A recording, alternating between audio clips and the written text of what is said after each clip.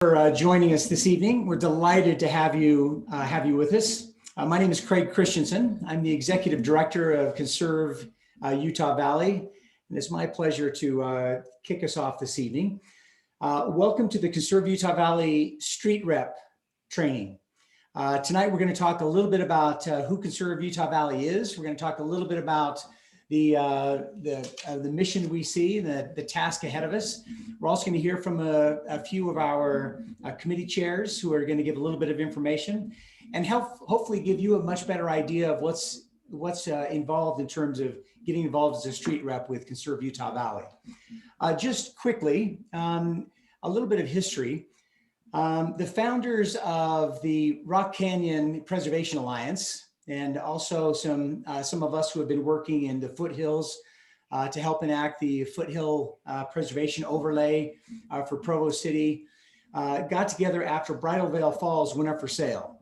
I don't know if any of you joined. Did any of you join any of those meetings? Just again, by show of hands. Yeah, most of us were shocked that it was even a discussion, like who even said it was up for sale? And I think many of us woke up to a much larger issue based on that. And we decided we need an all-star team to prevent a lot more Bridal Veil Falls from happening.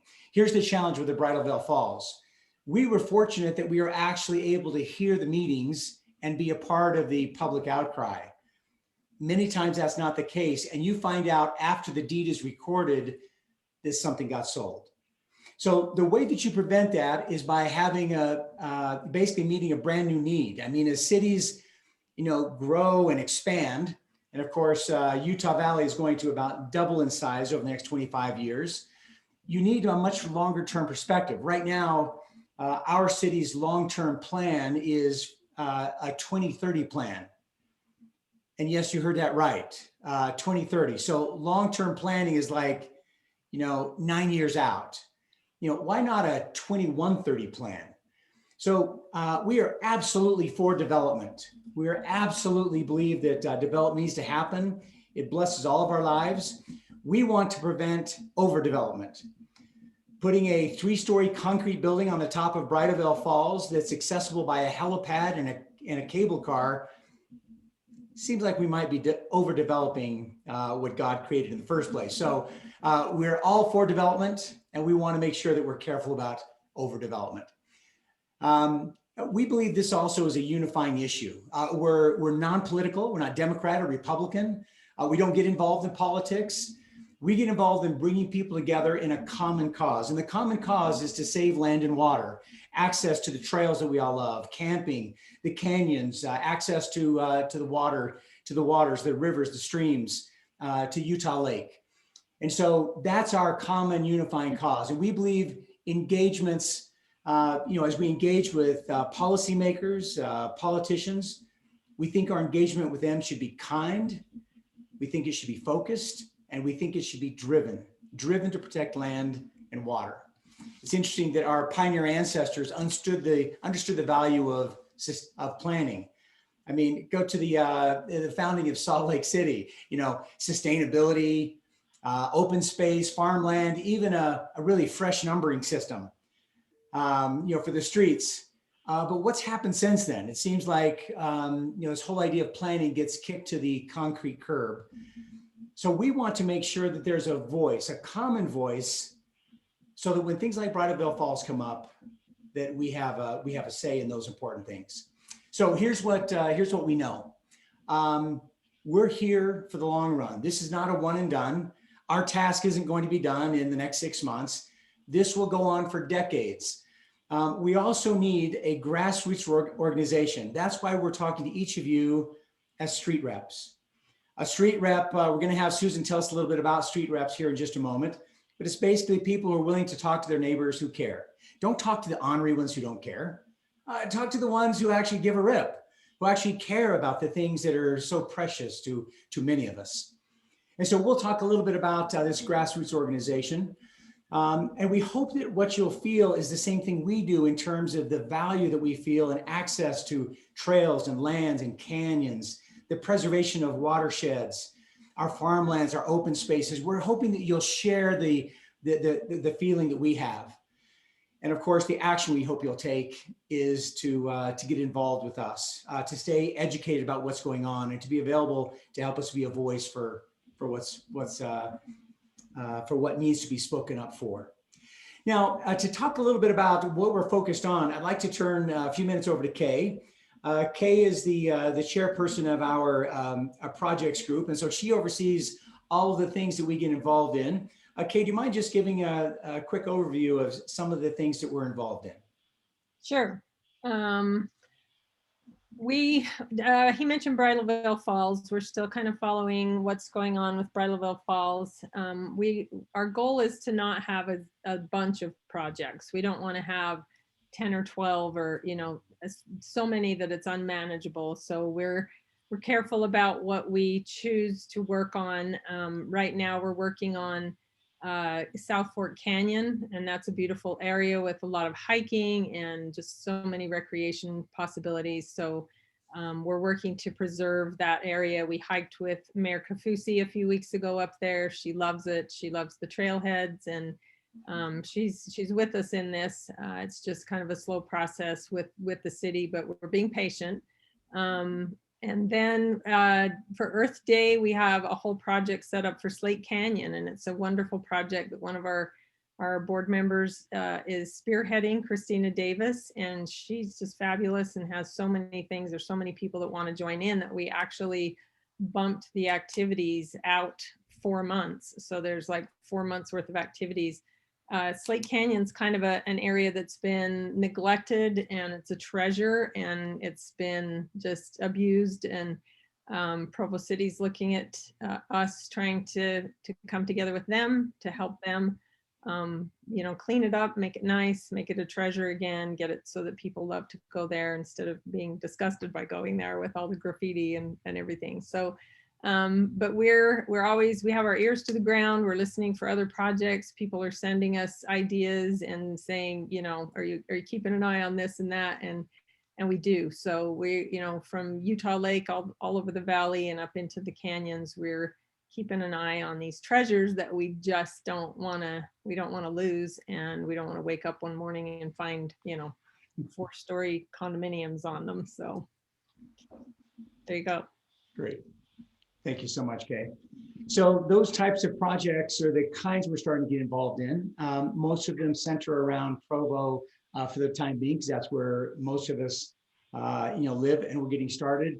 And of course, we see this need throughout the valley. This valley will double in size, be the size of Salt Lake City metro area in just a few decades.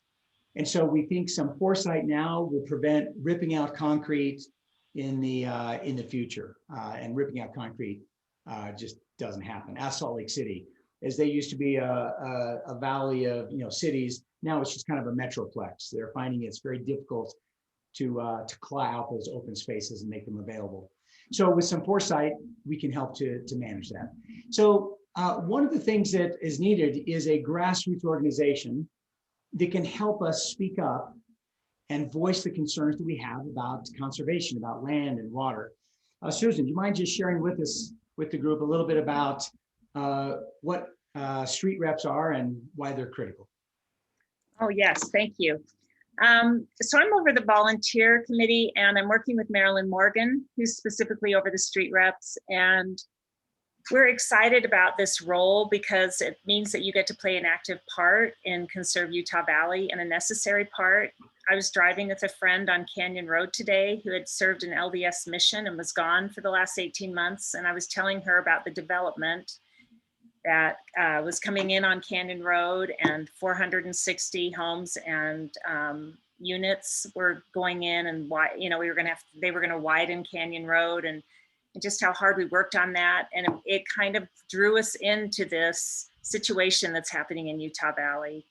And she's like, well, how can I know what's going on? And how can I have, I had no idea this was going on, and it's so critical. And I said, I'm glad you asked, because we have something that we're working on, and you can get updates. We have a monthly meeting that we do a town hall, and we highlight some of these projects we're working on. You get to learn about the issues and policies. Like just this week, the city council passed a resolution to work on the foothill overlay preservation ordinance. And so that just happened 2 nights ago, and we were able to call in and make a difference and show the city council that this is a big deal to have a plan about the foothills and to make it harder for them to be developed. And it really is empowering. And so what we're asking is that you talk to your friends and neighbors, like Craig said, the ones that care, and we're putting a cap on 10. It's not limited to 10, but we just don't want to overwhelm people. And then just when you're in the know, you want to tell other people, do you know what's going on here? Do you know what's going on here? And I just think you'll find it deeply satisfying, as we have. And like, we can be agents for change and to protect, and not just accept what somebody in the city or a developer and just, watch our neighborhoods be ruined. So anyway. Thank you, Susan. Appreciate it. I believe it was Albert Einstein who made the observation that the significant problems we face cannot be solved at the same level of thinking as we were at when we created the problem. And we've created a problem. We've created a development bonanza that just is going wall to wall. You don't see these problems in Europe, on the East Coast and where they've actually had the time to realize, yeah, that's just not a good idea. We ought to slow down and make sure we're preserving these critical places. And so Conserve Utah Valley is where people are coming together. And I have to tell you, it's a group of rock stars. We've got the amazing talent that has joined us from the Rock Canyon Preservation Alliance, attorneys, biologists, hikers, bikers, campers, runners, people who like to just look out and see some green instead of just concrete and pavement. And so, again, this isn't something that's going to go away, and we need your help. When things like Bridal Veil Falls come up, it's too late to try and put together a network of people. And so this year, we're building this network. And again, we're calling them street reps. Now, we could have 10, 20 people on the same street. It doesn't matter. It just means that we have coverage all over the city, eventually all over the valley, so that when important issues come up, when voting issues come up, we can educate, and then you can educate your neighbors and you can speak up.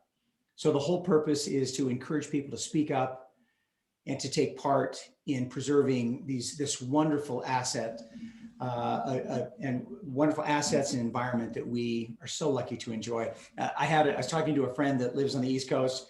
She was just talking about, oh my goodness, we're gonna get in our car, we're gonna go out, we've got this beautiful hike, and it's 3 hours away, and we're so excited. And I was thinking, my goodness, the Provo Canyon Trail is just at the bottom of my street. I can get on my bike and I can be up South Fork Canyon literally in 20 minutes on my bicycle. This is just unbelievable. And there's a new challenge. The challenge is we must be in a position where we can gather the kind of public support and educate people as to what's going on. So we'd ask you to see us as an organization that deserves your effort. We would also ask you to help us in being for conserving land and water. We're not against anyone or anything. Again, we're not against development. We don't like the idea of overdevelopment. As a result, as a group, we'll help shape public dialogue. We'll impact agencies, politicians, policies. We'll impact laws. We'll educate our neighbors and friends and elevate their understanding of what they can collectively do in terms of our collective stewardship. Mobilize public opinion to be a major force for good. I would love to think that in the year 21, we actually close down Conserve Utah Valley.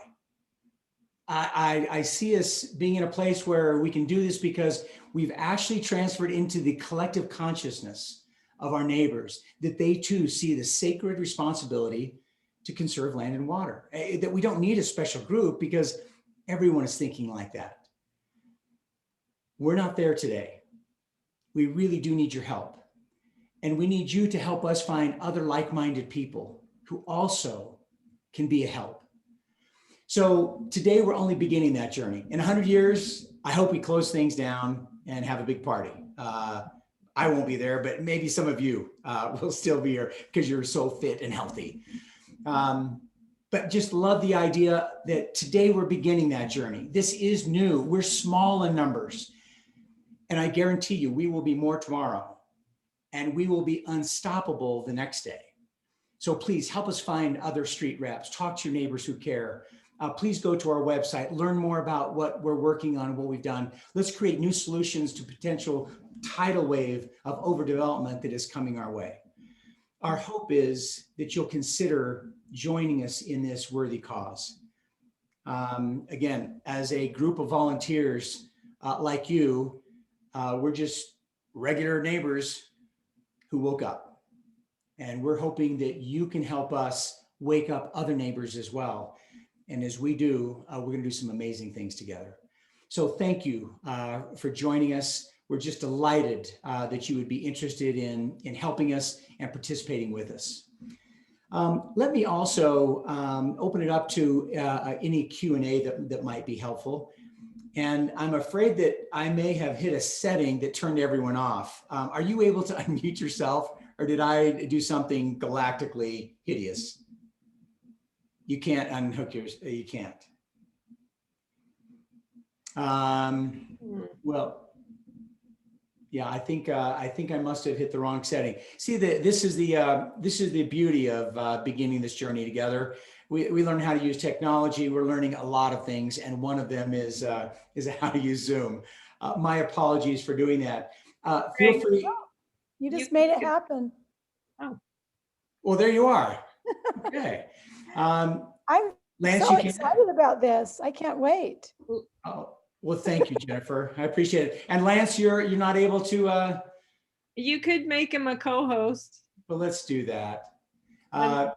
In fact, it's interesting. Okay, Lance, now I can unmute. Now I'm good. Fabulous. Well, just delighted to see Lance on. Lance is are you executive director, Lance, or just Grand Poobah? Yeah, I'm the vice president of RCPA. Okay, well, we call him Grand Poobah. Lance is a legend in terms of the work that happens when neighbors come together. We could have a big mining operation right up, by the temple, where Rock Canyon is. And because of Lance and other key people and neighbors who got together, they stopped that. Lance, anything that you would add to our discussion here? I just want to say that, Craig, Susan, Kay, all these people that work with, we all work together on this board these are some of the finest people. Kay, I got to know Kay and Craig and Susan because they're the people who really took over that, the Foothills project, and they came to RCPA and we gave them all of our wisdom and our experience, but they took off like gangbusters. And I was so excited for this new group to join and be a part of this as well, because it's so well organized. You guys, everyone, take a look at the website. We have some of the people, I think, that create this website here. And it's an amazing website that we put together. And this is really being done the right way. And this is an organization I think you can really be proud of. And I would be so proud if Jennifer Barton and Brad Nelson were both street reps. Jennifer, you'll know, look up here in the right hand. The right hand, or that's a Jennifer Barton original. Wow. One of 3 that we have in our home. Love her paintings. So I'm very excited to do it. But what I want to understand is I've talked to quite a few people and I've sent them the link to the website. But then after that, I think, well, what do I do now? Like, should I have gotten those people's addresses? Should I have? Well, it's a great question, Jennifer. And first of all, what street reps do is they talk to their neighbors. So that's wonderful. Okay. And there are some neighbors who would actually help spread the word and speak up. The other element of being a street rep is there will be times when we need you to make phone calls and send emails and maybe even attend a critical meeting. We had a huge development go before our city council, where they were going to put, multi-story buildings on the tops of the ridges going into the camp. I mean, it was like, yeah, you got to be kidding me. I know about that. Yeah. And we were able to mobilize hundreds of people to attend the city council in order to make a statement. So So street reps also make phone calls, they send emails, and they attend meetings when critical. So if any of your neighbors are as jazzed as you are, yes, we need them to go to the website and sign up as a street rep. Then we'll get them the same information that we're sending you. So how often do you want to meet? Are we meeting? So what we thought of doing is the first Thursday of each month. So our next meeting will be April 1st. It's a Thursday evening at 7 p.m. Okay. Once a month, we'll have a town hall. It'll be about 35, 40 minutes. Again, we'll juice it. We'll take all the goodness and just put it into a small little package. And what we'll do is talk about what's coming up and what's happening in the area so that you're educated, you know what's going on, what's coming up for a vote. We'll also give you instructions if we need to be writing, county commissioners, just as we did with Bridalveil Falls. So it's that first Thursday of each month at 7 p.m. Okay. We'll also record that and put it on our website. So if you miss it, you can look at it later. But our job is to help communicate to you what's going on so that you can take action along with us. Sounds good. Delighted you're a street rep. Me too. Any other comments or questions that would be helpful for us to touch on? Brad, don't you have something to say? Brad's brand new, moved here from Ohio, and they used to live here, but he's a new professor at BYU. He's an outstanding hiker, biker, skier, just an outdoor enthusiast. And he is the type of young, go get him type person that's going to be, an awesome street rep. And so anyway, I'm really happy that he's here. And I don't know if we introduce these other people, anyone else that is here, but I can tell you, so far we've got about 50 street reps. Our goal is to have 100 by the end of this month, to be at 500 by the end of May. And who knows how many thousands by the end of the year. We're serious as a heart attack about this. When you think about developers are well-financed.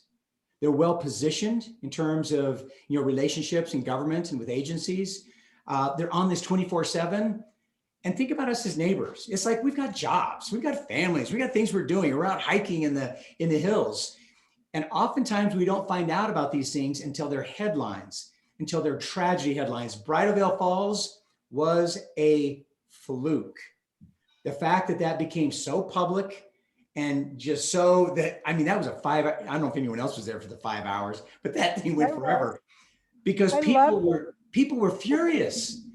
That's a fluke. It was so inspiring. It was inspiring, and it was an inspiring fluke. So many times those deals are done, you hear about them past tense, and it's too late to undo the deed at that point. So again, the importance of building some momentum. Please talk to your neighbors. We need street reps, people who will speak up and speak out, emails and so forth. Please, Kay.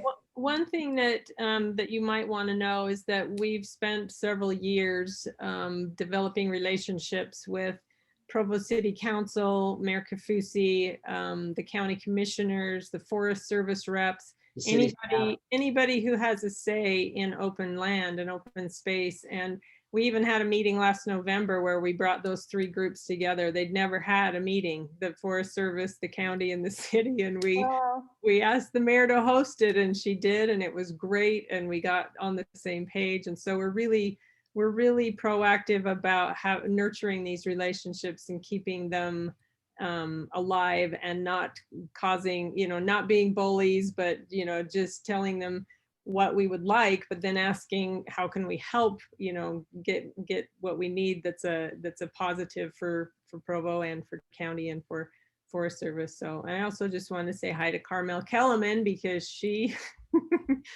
is Grandview North, I think. I snagged her for Grandview North. So thank you, Carmel. Well, and Kay is the embodiment of gentle pressure, relentlessly applied. We believe in being builders, being kind, building coalitions, bringing people together. We're not coming at this with a meat cleaver. We're coming at this with a lot of love and absolute resolution for conserving land and water for our children's children's children's children's children. And again, we we feel passionate about that, and we hope you'll join us. Thank you for carving out the time this evening. Please visit our website and sign up if you haven't. Please get your friends to sign up. Susan actually can't eat unless we hit 100 by the end of this month. Yeah, She's it's gonna gonna be go on a a- problem, folks. So She's if going you on a getting thinner, fast. Wow. No, I'm just kidding. But we do need your help. We appreciate your support, and we look forward to partnering with you in this worthy cause. So thank you very much, everybody. Thank thank you. you. See y'all, thanks. Bye. See you. Bye.